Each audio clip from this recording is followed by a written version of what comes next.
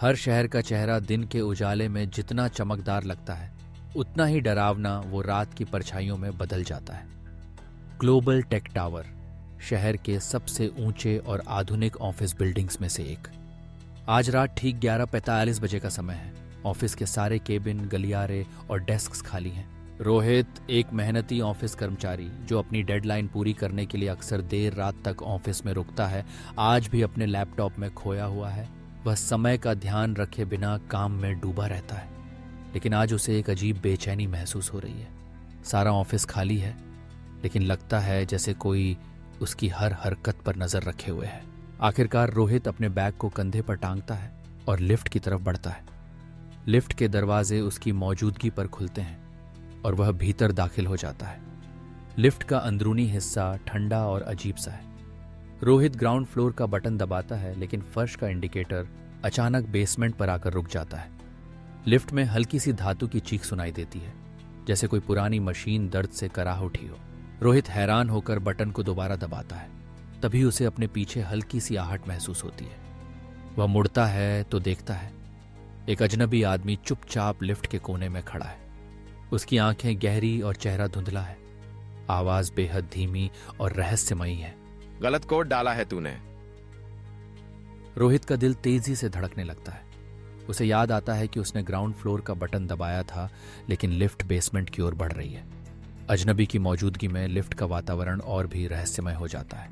Lift के अंदर अंधेरा बढ़ने लगता है और अजनबी का चेहरा धुंधला पड़ता जाता है। अचानक वह आदमी एक परछाई में बदल जाता है। उसकी आंखों से काली रोशनी निकलती है और उसके मुंह से भयानक आवाजें गूंजती हैं।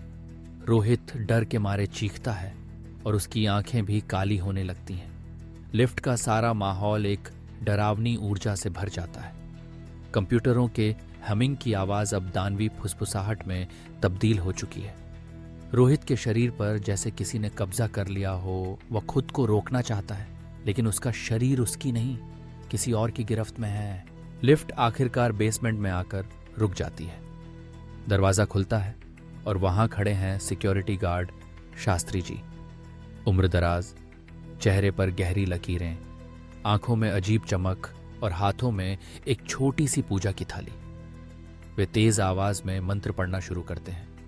जैसे ही मंत्र की आवाज गूंजती है, लिफ्ट के अंदर की डरावनी शक्ति चीख उठती है। परछाई तड़पती है और शास्त्री जी के मंत्रों के साथ साथ लिफ्ट में आग की लपटें उठने लगती हैं। वह रहस्यमयी शक्ति आग में घुलती जाती है। उसकी चीखें पूरे बेसमेंट में गूंजती हैं। रोहित बेसुध होकर जमीन पर गिर पड़ता है। लिफ्ट के अंदर की सारी डरावनी ऊर्जा अब बुझ चुकी है, लेकिन हवा में अभी भी रहस्य की गंध बसी है। शास्त्री जी धीरे धीरे रोहित की तरफ बढ़ते हैं और उनके चेहरे पर एक हल्की मुस्कान आ जाती है। अंधेरे में उनकी मुस्कान और भी गहरी लगती है। वे झुककर फुसफुसाते हैं, हर महीने कोई न कोई इस लिफ्ट का शिकार होता है, क्योंकि ये टॉवर उन्हीं मजदूरों की हड्डियों पर खड़ा है। शास्त्री जी की बातों में एक अजीब सा सच छुपा है।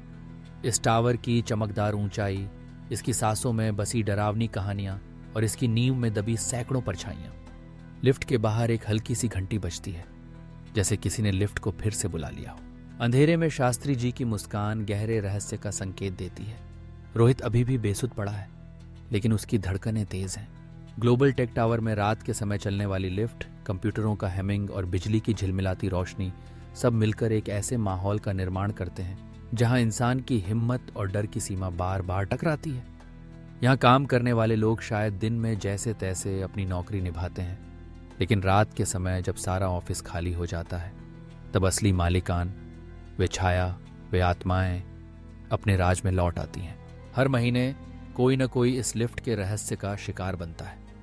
कभी किसी कर्मचारी की चीख, कभी किसी अजनबी की परछाई, तो कभी सिक्योरिटी गार्ड के मंत्रों की गूंज।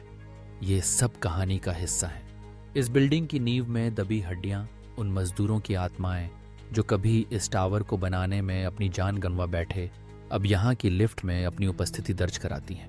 लिफ्ट के अंदर का अंधेरा सिर्फ रोशनी की कमी नहीं, बल्कि उन डरावनी कहानियों की गहराई है जिनका कोई और छोर नहीं। रोहित की कहानी भी अब इसी गहराई का हिस्सा बन चुकी है।